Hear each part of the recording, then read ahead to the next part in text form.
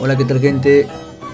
Este es un video en la cual me encontraba en Mayoluren, en la cual los pobladores y autoridades se encontraban armando el monumento del Señor de Lurin y Virgen de las Mercedes.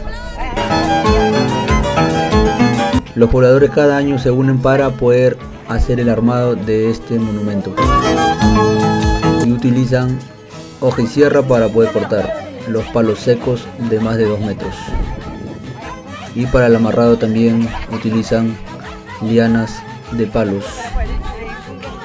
y para el armado se encuentran las vigas, las 2 vigas o troncos para poder sujetar y cargar este monumento. Se utilizan en el medio una mesa para la estatua.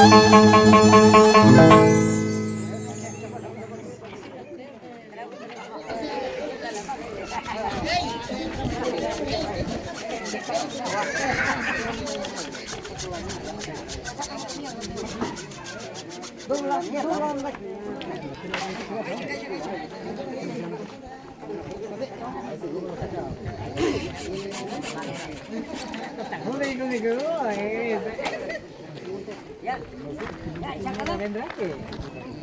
ya,